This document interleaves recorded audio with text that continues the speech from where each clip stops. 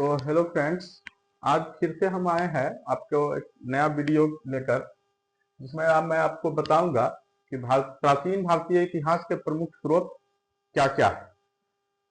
हमने एक वीडियो इसके बारे में पहले ही डाला है, जिसमें हमने एक स्रोत जो है विदेशी यात्रियों के विवरण और लेखकों के विवरण के बारे में हमने एक वीडियो डाला था। अब जो है जो बचे हुए पार्ट है इसका, प्राचीन भारतीय इतिहास के जो प्रमुख स्रोत है उसको बेसिकली हम लोग तीन भागों में बांटते हैं: पुरातात्विक स्रोत, साहित्यिक स्रोत और विदेशी यात्रियों के विवरण। तो विदेशी यात्रियों के विवरण और लेखकों के विवरण, उसके बारे में हमने पहले जिक्र कर लिया है। तो अब इस वीडियो में हम लोग जो ये दो स्रोत है, पुरातात्विक और साहित्यिक, इसके बारे में विस्तार से जानेंगे। पूरा आपको जो है एक एक क्वेश्चन के बारे में जो है पता चल जाएगा। एक भी क्वेश्चन इससे रिलेटेड छूटना नहीं चाहिए, मेरा यह जो है प्लान है। तो बने रहिएगा वीडियो में अंत तक। तो सबसे पहले इसमें हम लोग पुरातात्विक स्रोत को देखेंगे। किसी भी देश के इतिहास को जानने के लिए कुछ स्रोतों का कहीं से तो पता चलेगा क्या हुआ था उस समय। अब आज के डेट में हम लोग को पहले के बारे में कैसे पता चलेगा? तो जाहिर है कि हम लोग कुछ सोर्सेस से उसका इंफॉर्मेशन लेते हैं, उन्हें ही इतिहास के स्रोत कहा जाता है। इसमें मुख्य रूप से जो है पुरातात्विक स्रोत होते हैं, अर्थात जो जमीन के अंदर से निकला हुआ कोई स्रोत है, कोई सिक्का है, कोई जो है वहां का जो है अवशेष भवन का बच गया है, कोई मंदिर है उस जमाने का। इसके अलावा आपका अभिलेख जो है, बहुत सारे राजाओं ने अपना जो है पत्थरों पर, बड़े बड़े शिलाओं पर, शिलापट पर अपना कुछ कुछ संदेश खुदवा दिया था। तो ये जितने भी ये इस प्रकार के जो है स्रोत है, उन्हें हम लोग पुरातात्विक स्रोत के अंदर में रखते हैं। इसके अलावा जो है साहित्यिक स्रोत भी होते हैं, जैसे कुछ बुक्स है, धार्मिक बुक पुस्तकें हैं, लौकिक पुस्तकें हैं, मतलब कई प्रकार के लेखक यात्रा वृत्तांत भी लिखते हैं, कुछ वहां पर दरबारी कवि लिखते हैं। इस प्रकार से साहित्यिक स्रोत, तो मुख्य रूप से यही दो स्रोत होता है। भारत के संदर्भ में चूंकि विदेश से कुछ लोग आकर के या विदेशियों ने भी भारत के बारे में लिखा है, तो वो एक अलग से स्रोत है, विदेशी स्रोत। तो इस प्रकार से तीन मुख्य भाग में हम लोग इतिहास के स्रोतों को बांटते हैं। तो प्राचीन भारत के इतिहास भी इन्हीं तीन स्रोतों से हमें प्राप्त होता है। तो आइए अब हम पुरातात्विक स्रोत के बारे में ये करते हैं। तो सबसे पहला पुरातात्विक स्रोत में आता है अभिलेख। अभिलेख जो है बड़े बड़े शिलाओं पर, शिलापट पर, या फिर स्तंभ का निर्माण करके पत्थरों को घिस कर, काट कर स्तंभ, बड़े बड़े स्तंभ बनाकर उस पर उत्कीर्ण किया गया। ऐसा इसलिए किया गया कि ये ज्यादा वर्षों तक, ज्यादा दिनों तक सुरक्षित रह सके और ये रहे भी। जैसा अशोक का, जैसा कि हम लोग जानते हैं, अशोक 273 ईसा पूर्व में राजा बने थे। उस समय से अब आज के डेट तक उनके बहुत सारे शिलालेख जो है मिलते हैं। इंडिया एवं इंडिया के बाहर भी जो भारतीय उपमहाद्वीप है, उसमें लगभग हर जगह से मिला। अफगानिस्तान और पाकिस्तान के जो क्षेत्र है आज के डेट में, वहां से भी कई शिलालेख मिले हैं अशोक के, और अभी भी यह काफी अच्छी अवस्था में है। हम लोग का जो अपना राष्ट्रीय चिन्ह है सारनाथ, वो भी एक अशोक के स्तंभ से ही लिया गया हुआ है। वो सारनाथ का जो अशोक स्तंभ है, वहां से राष्ट्रीय चिन्ह, जो शेर का जो चित्र होता है, 3 शेर का, एक्चुअल में वो 4 शेर है, 3 ही शेर एक फोटो खींचने पर दिखता है। तो ये कितना इंपॉर्टेंट है आप समझ रहे हैं। तो अशोक के अभिलेखों से हमें अशोक के बारे में बहुत महत्वपूर्ण जानकारियां मिलती है। अब अशोक के अभिलेखों के बारे में हम लोग विस्तृत रूप से तब पढ़ेंगे जब हम लोग मौर्य वंश के बारे में जानेंगे। मौर्य वंश का जब मैं वीडियो बनाऊंगा और डालूंगा, उसमें अशोक के अभिलेख के लिए एक अलग से वीडियो बनाऊंगा, जिसमें आपको अशोक के अभिलेख के बारे में विस्तृत रूप से बताया जाएगा। अभी के लिए अशोक का जो है मास्की और गुर्जरा के जो 2 शिलालेख हैं, वहां से उनका नाम जो है पता चला है, जिसमें अशोक का नाम लिखा हुआ है। ये बहुत ही महत्वपूर्ण क्वेश्चन है, जो आपको विभिन्न कॉम्पिटिटिव एग्जाम्स में पूछा जाता है कि अशोक का नाम किस शिलालेख में है। तो मास्की और गुर्जरा ये दो ऐसे शिलालेख है जिसमें अशोक का नाम का उल्लेख किया गया है। बाकी जो शिलालेख है उसमें उनको देवा नाम प्रियदर्शी इस प्रकार से उनको उल्लिखित किया गया है अशोक को। अब दूसरा जो है जो सबसे महत्वपूर्ण है प्रयाग प्रशस्ति। ये भी अशोक के जो स्तंभ है, अशोक स्तंभ के ऊपर ही प्रयाग प्रशस्ति लिखा हुआ है। लेकिन प्रयाग प्रशस्ति जो है समुद्रगुप्त के विजयों का विवरण है इस पर। तो अशोक का एक शिलालेख था वहां पर प्रयाग में, और उसी के ऊपर में ये समुद्रगुप्त ने अपना खुतबा दिया, जो उनका अपना गुणगान था वो। तो इसे प्रयाग प्रशस्ति के नाम से जाना जाता है। इसमें समुद्रगुप्त के जो दिग्विजय था पूरा इंडिया में, कहां कहां उन्होंने जो है अपना ये किया था कि उनको किन अधीन किया था, इस प्रकार से मतलब कई भागों में जो है बांटा हुआ है राजाओं को। कुछ राजा उनका अधीनस्थ हो गए थे, कुछ उनको कर देना स्वीकार कर लिए थे, कुछ प्रोटेक्टेड स्टेट हो गए थे, इस प्रकार से मतलब कुछ संरक्षित क्षेत्र थे। मतलब पूरा इंडिया के लगभग ज्यादातर राजाओं को उन्होंने हराया था और सभी पर अधिकार नहीं किया था। तो प्रयाग प्रशस्ति में को अगर अच्छा से पढ़ते हैं तो हमें बहुत समुद्रगुप्त के विजय अभियान के बारे में काफी अच्छी जानकारी प्राप्त होती है। तो इसके कारण यह भी एक इतिहास का बहुत ही बढ़िया स्रोत है प्रयाग प्रशस्ति समुद्रगुप्त और गुप्त वंश के बारे में जानने के लिए। तो जैसा कि अशोक के बारे में हम जान गए, मौर्यकालीन और उस समय अशोक का कहाँ कहाँ ये भी पता चलता है। जैसे अभिलेख कहाँ से मिला है, इससे हमें ये पता चलता है कि वह जगह तो जरूर ही उस राजा के साम्राज्य के अंदर में होगा, तभी वहां पर उन्होंने अभिलेख अपना खुदवाया है। तो अशोक के अभिलेख से हमें यह भी पता चलता है कि अशोक का साम्राज्य कहां कहां तक था। प्रयाग प्रशस्ति में उन्होंने जिस जिस जगह का जिक्र किया है, जाहिर है वो सभी जगह समुद्रगुप्त ने जीता। इसके बाद नाम आता है एक महत्वपूर्ण है ये ग्वालियर प्रशस्ति। ग्वालियर प्रशस्ति जो है यह भी जो है एक बहुत ही महत्वपूर्ण जो है ये शिलालेख है। इसमें हम लोगों को जो है उस समय के जो महत्वपूर्ण जो एक राजा हुए हैं उसके बारे में पता चलता है। तो ग्वालियर प्रशस्ति राजा भोज का है। राजा भोज का ग्वालियर प्रशस्ति में हम लोगों को पता चलता है कि उनका जो विजय है उनका गुणगान किया हुआ है। तो ग्वालियर प्रशस्ति राजा भोज। हाथी गुम्फा अभिलेख कलिंग के राजा खारवेल के बारे में जानकारी का सबसे महत्वपूर्ण स्रोत हाथी गुम्फा अभिलेख ही है। हाथी गुम्फा अभिलेख जब तक नहीं मिला था तब तक ये खारवेल के बारे में कुछ पता ही नहीं था किसी को। तो इतना इंपॉर्टेंट है अभिलेख। मतलब खारवेल जो है, खारवेल का ज्ञान ही हमें सिर्फ हाथी गुम्फा अभिलेख से ही होता है। ये कलिंग के राजा थे और ये हाथी गुम्फा अभिलेख में नंद वंश का भी जिक्र है। तो ये काफी इंपॉर्टेंट अभिलेख है। के बाद नाम आता है नासिक स्तंभलेख, नासिक अभिलेख। नासिक अभिलेख जो है गौतमी बलश्री का है। गौतमी पुत्र सातकर्णी का नाम आपने सुना होगा। तो उनका यह नासिक अभिलेख है। इसमें उन्होंने काफी जो है उनका विस्तृत रूप से वर्णन किया गया है। इसके बाद नाम आता है गिरनार अभिलेख का। ये रुद्र दमन शासक रुद्र दमन का गिरनार अभिलेख, यह भी काफी फेमस, बहुत ही महत्वपूर्ण है। रुद्र दमन का गिरनार अभिलेख। भीतरी स्तंभलेख जूनागढ़ स्तंभलेख स्कंदगुप्त का है, जो गुप्त वंश के शासक थे। तो इससे हम लोगों को गुप्त वंश के इतिहास के बारे में जानकारी प्राप्त होती है, भीतरी स्तंभलेख और जूनागढ़ स्तंभलेख से।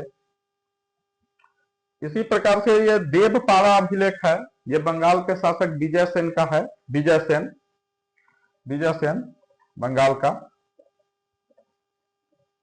बंगाल के शासक विजय सेन का ये है देवपाड़ा अभिलेख। ऐहोल अभिलेख पुलकेशिन द्वितीय का है, जिसमें ऐहोल अभिलेख से हमें पता चलता है कि पुलकेशिन द्वितीय ने हर्षवर्धन को हराया था युद्ध में। तो ऐहोल अभिलेख भी काफी इंपॉर्टेंट अभिलेख है। अयोध्या अभिलेख जो है ये पुष्यमित्र शुंग के जो वंशज थे धन मित्र, उनका है। और इन्होंने धन देव या धन मित्र जो इनको बोला जाता है, इनके द्वारा जो है अयोध्या अभिलेख में ये जानकारी दी गई है कि पुष्यमित्र शुंग द्वारा अश्वमेध यज्ञ किया गया था। तो पुष्यमित्र शुंग ने अश्वमेध यज्ञ किया था, इसकी जानकारी हमें इस सोर्स से मिलती है, अयोध्या अभिलेख से। और पुष्यमित्र शुंग के सिक्का में भी इसका जिक्र है। तो ये कई स्रोतों से ये साहित्यिक स्रोत में भी इसकी जानकारी मिलती है, एक्चुअली सिक्का में नहीं है, साहित्यिक स्रोत में। बोगच कोई संधि पत्र अभिलेख, जैसे अयोध्या अभिलेख जो ये साहित्यिक स्रोत का जो मैंने जिक्र किया, वो महाभाष्य जो है पतंजलि का, वहां पर उसका जिक्र किया गया है। पुष्यमित्र शुंग ने जो ये किया था अश्वमेध यज्ञ, तो ये भी नोट करने वाली चीज है। बोगज कोई जो संधि पत्र अभिलेख है, बोगज कोई एशिया माइनर में, आज के डेट में तुर्की में, तुर्कीय जो देश है, तुर्की पहले नाम था, आज के डेट में तुर्कीय नाम हो गया है। तुर्कीय में आता है ये बोगज कोई स्थान आज के डेट में।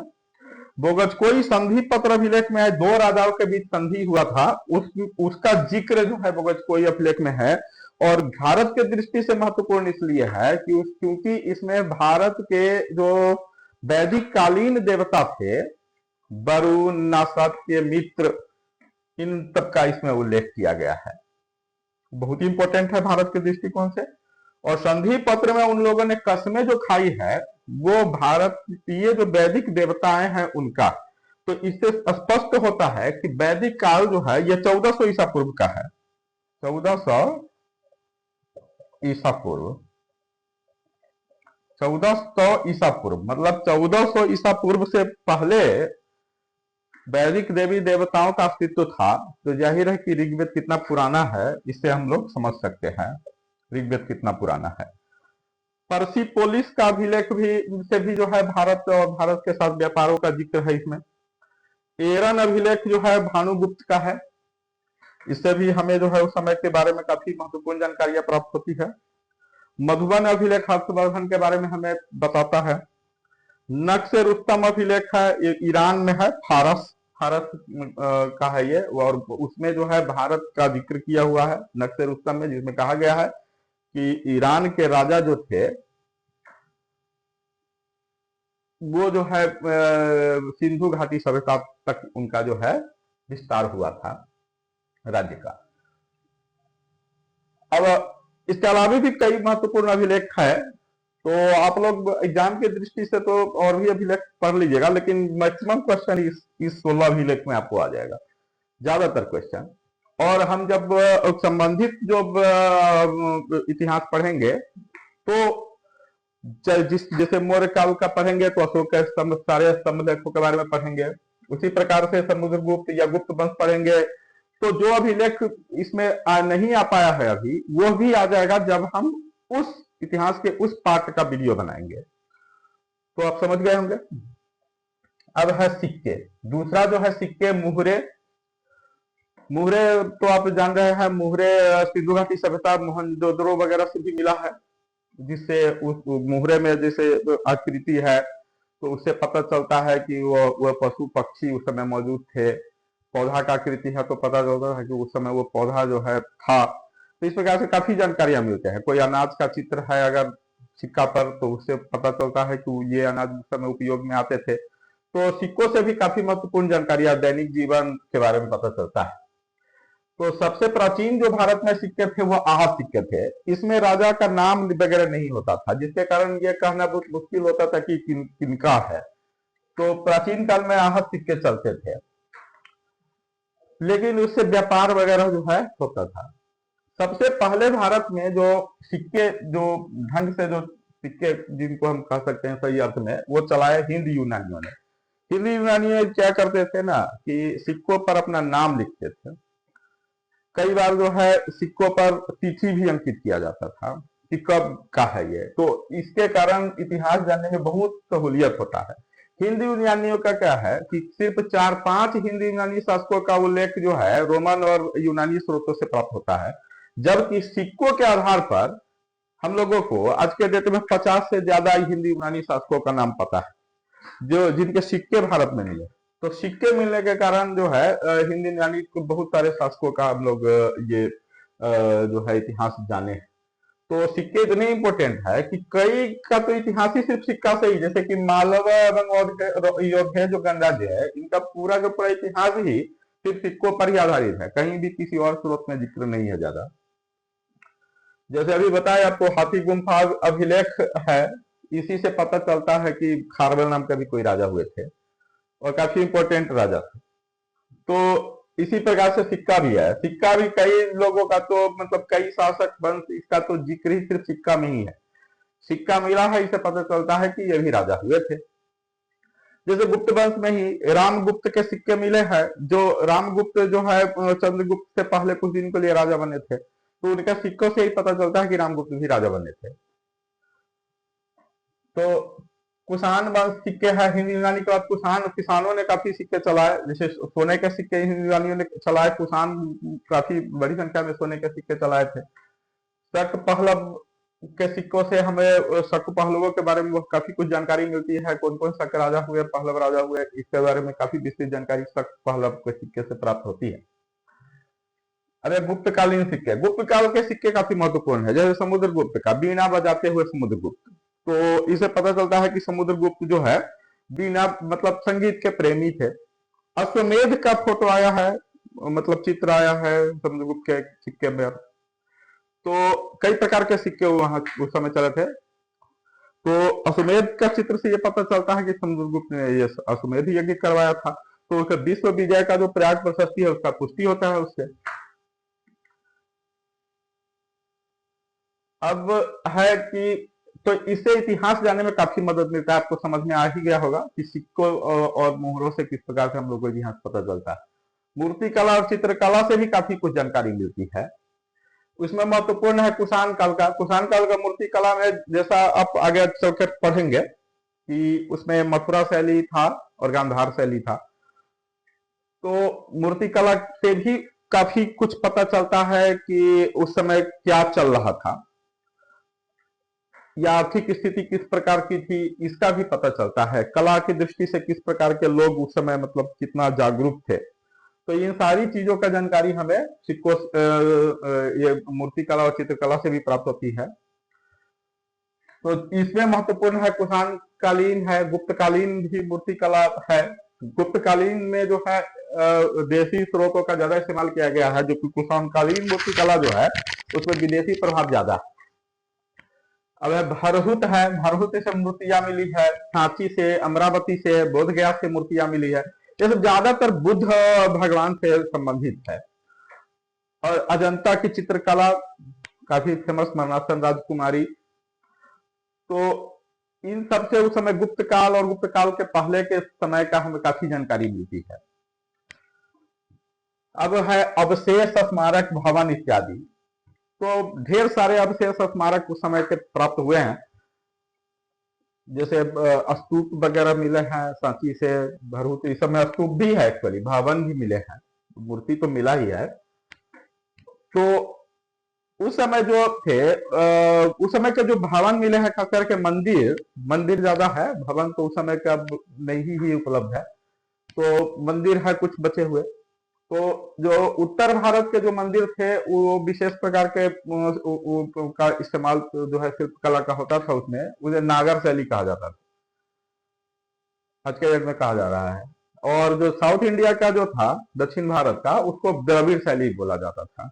और जो बीच के जो दक्षिणा पथ के एरिया थे, महाराष्ट्र, गुजरात, ये सब बीच वाले, तो वहां जो है दोनों शैलियों का प्रभाव था, तो उसे बेसर शैली कहा जाता है।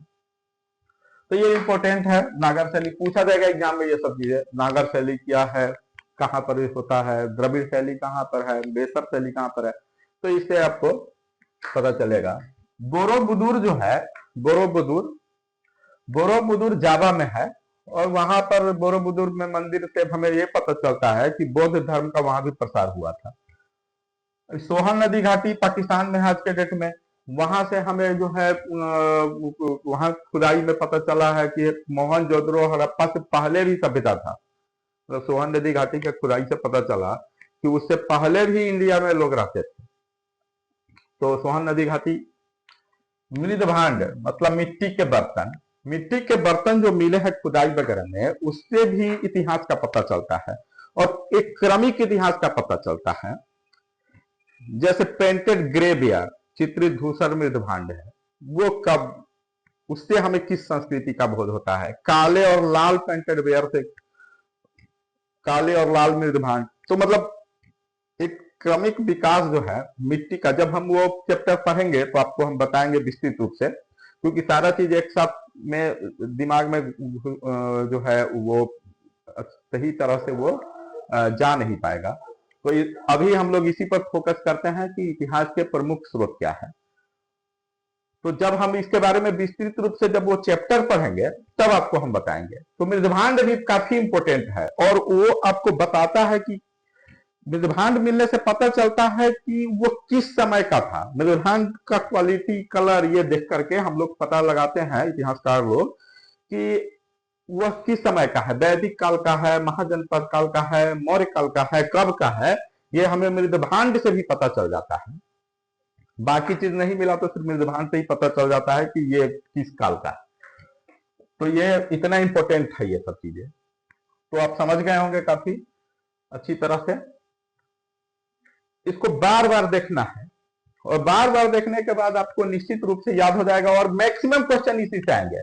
प्राचीन भारतीय इतिहास के स्रोत, इसमें से कोई भी एक भी क्वेश्चन नहीं छूटने वाला है। सारा क्वेश्चन आपको आ जाएंगे। हर एग्जाम में दो तीन क्वेश्चन आप आना ही आना है, चाहे वो यूपीएससी हो, बिहार पब्लिक सर्विस कमीशन हो, राजस्थान कमीशन हो, मध्य प्रदेश कमीशन हो, यूपी कमीशन हो, कोई भी, या फिर एसएससी, रेलवे, बैंकिंग, रेलवे वगैरह हो, एसएससी हो, रेलवे, जहां भी मतलब जनरल स्टडीज का उपयोग होता है, या कोई टीचर का एग्जाम हो, तो हर जगह इसका उपयोग है। तो पुरातात्विक स्रोत काफी इंपॉर्टेंट है। अब हम जब पुरातात्विक स्रोत का, जब हम लोग वो उस इतिहास में जाएंगे, उस जैसे कि मौर्य काल जब पढ़ेंगे या गुप्त काल पढ़ेंगे, शुंग काल पढ़ेंगे, उस समय हम और विस्तृत रूप से बताएंगे आपको। अब जो है साहित्यिक स्रोत, ये भी बहुत इंपॉर्टेंट है और ये भी बहुत बड़ा चैप्टर है। एक्चुअली साहित्यिक स्रोत छोटा नहीं है, बहुत है, लाखों की संख्या में, हजारों की संख्या में साहित्यिक स्रोत है। तो उसमें से कुछ जो इंपॉर्टेंट है वो अभी हम लोग लाए हैं। जब हम लोग वो समय पढ़ेंगे, जब गुप्त काल पढ़ेंगे, तब हम लोग कालिदास के बारे में विस्तृत रूप से पढ़ेंगे, तो उनका क्या क्या बुक था। इसी टाइप से जब हम लोग वैदिक काल पढ़ेंगे तो वेद के बारे में सारा अच्छी तरह से जानेंगे। तो अलग अलग प्रकार का जब हम इतिहास पढ़ेंगे, उस समय हम ज्यादा विस्तार से चीजों को पढ़ेंगे। अभी हम लोगों को जानकारी के लिए ये है, जब स्रोत से रिलेटेड पूछा जाएगा तब हम लोगों का इसमें से आंसर आ जाएगा।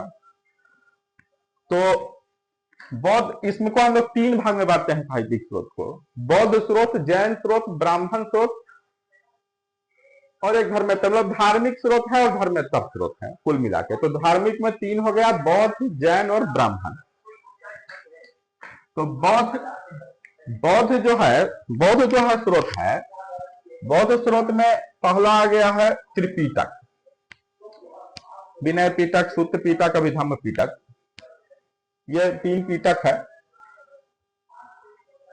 ये इस समय बुद्ध और उनके शिक्षाओं वगैरह का उल्लेख है। तो सूत्र पिटक में उनका उपदेश है। अभिधम्म पिटक में जो है बुद्ध के दर्शन के बारे में पढ़ाया जाता है। और विनय पिटक में है कि जो बुद्ध का जो वो मुनि वगैरह वो होते थे, वो उनको किस प्रकार से रहना चाहिए, ये सब का जिक्र विनय पिटक में है। तो देखिए, वीडियो को आप बार बार पढ़ लीजिए, क्योंकि इतना बड़ा बहुत बड़ा वीडियो हो जाएगा, तो इसलिए हम अभी आपको मोटा मोटी जानकारी दे रहे हैं। तो आप रिपीट करके और अच्छी तरह से उसको नोट भी कर सकते हैं। तो हम बताते जा रहे हैं इसे। जातक कथाएं जो है बुद्ध के पिछले जन्म की कहानियों का संग्रह है। तो इन सबसे, जैसे कि त्रिपिटक है, जातक कथाएं, जब बुद्ध के पिछले जन्मों का उसमें विवरण है, तो वो पिछले जन्म का जो विवरण होता है, तो जैसे उसमें कोई राजा का जिक्र आया, फिर उसके बेटा का जिक्र आया, या फिर उस समय क्या वो खाता था, क्या पीता था, क्या मतलब कैसे रहते थे, तो इस तरह से उस समय के इतिहास के बारे में भी जानकारी प्राप्त होती है। ऐसा नहीं है कि वो सिर्फ कहानी ही होता है, उसमें कितना रियलिटी होता है, कितना कल्पना होता है, वो आपको एज इतिहासकार समझना पड़ता है। लेकिन हम लोगों को उससे बहुत सारी जानकारियां प्राप्त होती है, जातक कथाओं से, पिटकों से।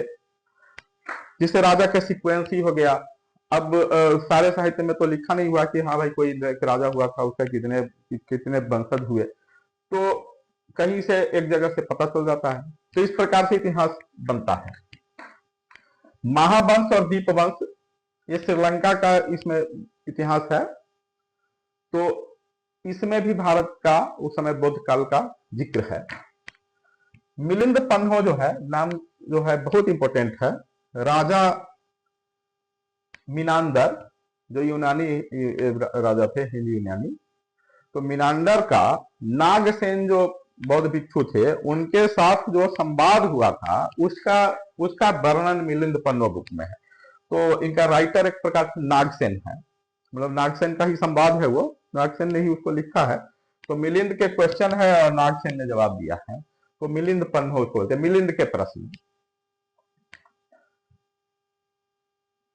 इसके बाद है दिव्यावदान, यह भी जो है बहुत महत्वपूर्ण बौद्ध ग्रंथ है। इससे उस समय के तत्कालिक इतिहास के बारे में जानकारी प्राप्त होती है। एक महत्वपूर्ण है आर्य मंजूश्री मूलकल्प, इसमें भी जो है काफी महत्वपूर्ण जानकारी प्राप्त होती है। जब हम लोग बुद्ध पढ़ेंगे उस समय और विस्तार से आपको हम लोग इसके बारे में बताएंगे, बौद्ध ग्रंथों के बारे में। अंगुत्तर निकाय, ये बहुत इंपॉर्टेंट है ऐतिहासिक दृष्टि से अगर देखें तो, एवं सबसे ज्यादा इंपॉर्टेंट में से एक आता है। अंगुत्तर निकाय में ही सबसे पहले महाजनपद 16 जो महाजनपद हुए थे, जिसमें मगध सबसे इंपॉर्टेंट महाजनपद हुआ, तो अंगुत्तर निकाय में सबसे पहले जिक्र हुआ है किसका? महाजनपद का। बहुत ही इंपॉर्टेंट है, बहुत बार, सैकड़ों हजारों बार एग्जाम में पूछा गया है। महाजनपद मतलब 16 है, महाजनपद 16 है, इस बात का जिक्र कहाँ मिला है? अंगुत्तर निकाय में। बहुत इंपॉर्टेंट क्वेश्चन है। अब जैन स्रोतों को अगर हम लोग देखें तो जैन में जो प्राचीन जो ग्रंथों का जो संग्रह है ना, उसको आगम बोला जाता है। आगम, उसमें 12 अंग है, उपांग है, इस प्रकार से उसका अंग सब है ढेर सारे। तो उसी में एक इंपॉर्टेंट आ जाता है आचारांग सूत्र, भगवती सूत्र। भगवती सूत्र में भी जो है 16 महाजनपद का जिक्र है। तो जैन धर्म भगवती सूत्र बहुत इंपॉर्टेंट है ऐतिहासिक दृष्टि से। सबसे इंपॉर्टेंट है परिशिष्ट पर्व। परिशिष्ट पर्व में जो है भी काफी जानकारियां जो है उस समय के बारे में है। जैन काल और उस समय जो है तत्कालीन जो इतिहास है उसके बारे में जानकारी मिलती है इससे। इसके अलावा है समरादित्य कथा है, आदि पुराण है। आदि पुराण को जीन सेन ने लिखा था। तो आदि पुराण जैन ग्रंथ है, ब्राह्मण ग्रंथ नहीं है। तो इस प्रकार से जो है ये सब इंपॉर्टेंट ग्रंथ है जिससे हम लोग को उस समय तत्कालिक इतिहास के बारे में पता चलता है। अब जो सबसे इंपॉर्टेंट है वो ब्राह्मण ग्रंथ है। ब्राह्मण ग्रंथ में देखिए सबसे पहला नाम आता है ऋग्वेद का। ऋग्वेद जो है सबसे प्राचीन ग्रंथ इसको माना जाता है कि संसार का सबसे प्राचीन लिखित ग्रंथ ऋग्वेद है आज के डेट में। तो ऋग्वेद में 10 मंडल है, 1028 सूक्त है, 10,000 से ज्यादा श्लोक है। तो ऋग्वेद बहुत ही इंपॉर्टेंट है, सबसे प्राचीन है और वेदों में सबसे मुख्य है। और इसे उस समय के मतलब जो तत्कालिक जो राजनीतिक स्थिति थी, धार्मिक स्थिति थी, सामाजिक स्थिति थी, सब आर्थिक स्थिति, सबका जिक्र है ऋग्वेद में। ऋग्वेद में हर चीज का जिक्र किया गया है। ऋग्वेद में ही गायत्री मंत्र है, बहुत इंपॉर्टेंट। गायत्री मंत्र कहां पर है? ऋग्वेद में, ऋग्वेद से लिया गया है। भारत में वर्ण व्यवस्था का सबसे पहला उल्लेख कहां मिला है? ऋग्वेद के 10वां मंडल के पुरुष सूक्त में। बहुत इंपॉर्टेंट, सबको नोट करते जाइएगा। तो ऋग्वेद जो है, जब वेद हम पढ़ेंगे तो और विस्तार से बताएंगे सारे चीजों के बारे में। तो ऋग्वेद में ही 52 अवतार, जो भगवान विष्णु का जो 52 अवतार था, 52 अवतार, छोटा हो गए थे विष्णु जी, तो 52 अवतार का जिक्र भी ऋग्वेद में है। तो ऋग्वेद काफी इंपॉर्टेंट है। और इसका दूसरा और 7वां मंडल को सबसे प्राचीन माना जाता है। ऋग्वेद के दूसरा और 7वां मंडल, 10 मंडल है, उसमें दूसरा और 7वां सबसे प्राचीन मंडल है। और पहला और 10वां जो है ना, उसको बाद में जोड़ा गया है। एक्चुअली पहले वो नहीं था, उसका ऋग्वेद का अंग नहीं था, बाद में उसको ऋग्वेद में जोड़ करके प्राचीन करने का प्रयास किया गया। जैसे कि वर्ण व्यवस्था, जाति व्यवस्था को ऋग्वेद में डाल के ये सिद्ध करने का प्रयास किया गया कि वो प्राचीन काल से है, जबकि 10वां मंडल जो है वो बाद में जोड़ा गया है। तो ऋग्वेद के अलावा 3 और वेद है, यजुर्वेद और सामवेद। यजुर्वेद और सामवेद में मैक्सिमम श्लोक ऋग्वेद से ही लिए गए हैं, कुछ नए श्लोक है। तो इसके बाद इंपॉर्टेंट हो जाता है अथर्ववेद। अथर्ववेद में जो है काफी से भी जो है उत्तर वैदिक, ऋग्वेद जो है ऋग्वैदिक काल, वैदिक काल को 2 भागों में बांटते हैं, ऋग्वेद और उत्तर वैदिक। मतलब प्राचीन जो है उसको ऋग्वैदिक काल माना जाता है और बाद के जो है उसको उत्तर वैदिक काल माना जाता है। तो उत्तर वैदिक काल के बारे में काफी इंपोर्टेंट जानकारी हमें किससे मिलती है? अथर्ववेद से मिलती है। इसके अलावा जो है ना उपनिषद है, आरण्यक है। उपनिषद जो है, उपनिषद में जो है सांसारिक मोह माया ये सब को छोड़ करके कैसे मोक्ष प्राप्ति करे, इस सब का जिक्र किया गया हुआ है। तो अरण्यक वन में रह करके जो है उसको रचना की जाती थी। तो ये उपनिषद और आरण्यक से भी हमें उस समय के तत्कालिक सामाजिक राजनीतिक जीवन के बारे में काफी महत्वपूर्ण जानकारी प्राप्त होती है। उसके अलावा पुराण है, पुराणों से भी बहुत ही महत्वपूर्ण ऐतिहासिक जानकारी प्राप्त होती है, मत्स्य पुराण वगैरह से। तो पुराण जो है उसमें आपको बहुत सारे जो राजा है, जैसे कि खास करके मौर्य वंश से पहले जो राजा थे, एवं मौर्य वंश से लेकर के गुप्त वंश के बीच में भी जो राजा हुए, उन सब के बारे में जानकारी हमें पुराण से ही प्राप्त होता है। उसके बारे में मैक्सिमम जानकारी हमें पुराणों से ही प्राप्त होता है। जो भी उस बीच में जो भी राजा हुए, जैसे कि मौर्य वंश के बाद और गुप्त वंश से पहले जो वो 300-400 साल तक कौन से राजा हुए हैं, और पहले भी मौर्य वंश से पहले कौन कौन सब थे, क्या थे, वो सारी जानकारियां हमें पुराणों से ही मेनली मिलती है। इसमें पूरे राजा का एकदम 25, 30 पीढ़ी पहले तक का दिया हुआ है। रामायण और महाभारत महाकाव्य। रामायण और महाभारत से भी हमें प्राचीन विद्वानों ने 900 से 1000 ईसा पूर्व महाभारत का काल फिक्स किया हुआ है। तो इस प्रकार से हमें उस समय का जो है काफी जानकारी मिलती है उस समय के इतिहास के बारे में। कल्पसूत्र है, अष्टाध्यायी पाणिनि का व्याकरण है एक्चुअली, इसको धर्मेतर साहित्य में भी रखा जा सकता है। स्मृति जो ग्रंथ है, इसमें सबसे पुराना मनु स्मृति है, नाम सुने होंगे आप लोग। तो ये स्मृति ग्रंथों से भी हमें उस समय के जो है धार्मिक राजनीतिक जीवन के बारे में पता चलता है। स्मृति, मनुस्मृति के अलावे जो है, मनुस्मृति सबसे प्राचीन है, उसके अलावे जो है याज्ञवल्क्य स्मृति है, पराशर स्मृति है, नारद स्मृति है, वो सभी काफी इंपॉर्टेंट है। उस सबसे भी हमें तत्कालिक समाज बाद के जो स्मृतियां हैं वो गुप्त काल की है। मुद्रा राक्षस, विशाखदत्त का मुद्रा राक्षस, इसे हमें मौर्य वंश के बारे में काफी जानकारी प्राप्त होती है। कथा सरित सागर, बृहद कथा मंजरी जो है हेमेंद्र सोमेश्वर, इससे हमें राजा विक्रमादित्य के जीवन के बारे में पता चलता है।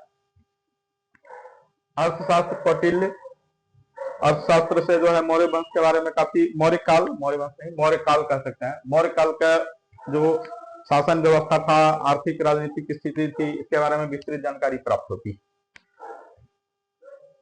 नीति सार, उस समय किस प्रकार से नीति चल था उसका इसमें उल्लेख किया गया है, मतलब कैसा व्यवहार करना चाहिए। और ये इसमें भी काफी महत्वपूर्ण जानकारियां प्राप्त होती हैं। नीति वाक्यामृत भी इसी प्रकार का ग्रंथ है। महाभाष्य जो है पाणिनि का अष्टाध्यायी पर टीका है, जो पतंजलि द्वारा लिखा गया। तो महाभाष्य से और मालविकाग्निमित्र, इन दोनों से हमें शुंग वंश के बारे में पता चलता है। मालविकाग्निमित्र कालिदास ने लिखा है और महाभाष्य पतंजलि ने, बहुत ही महत्वपूर्ण है, इसको जो है एकदम याद कर लीजिए। तो मालविका अग्निमित्र में मालविका और अग्निमित्र, अग्निमित्र कौन थे? पुष्यमित्र जो शुंग थे उनका पोता का नाम था अग्निमित्र। तो मालविका और अग्निमित्र के प्रेम प्रसंग का उसमें जिक्र है। तो साथ में उस समय शुंग वंश में किस प्रकार के राज प्रणाली थी, राज व्यवस्था थी, क्या वहां पर देश व्यवस्था चल रहा था, उसका हमें काफी महत्वपूर्ण जानकारी मालविका अग्निमित्र से मिलता है। मालविका अग्निमित्र कालिदास ने लिखा था, वो गुप्त काल में लिखा था, ऐसे घटना के 300-400 साल बाद लिखा गया था, लेकिन काफी महत्वपूर्ण जानकारियां मिलती है। महाभाष्य में भी महत्वपूर्ण जानकारी मिलती है, जैसे पुष्यमित्र ने यज्ञ किया था, ये जानकारी जो है अश्वमेध यज्ञ महाभाष्य से मिलता है। रघुवंश जो है कालिदास का कृति है ये भी।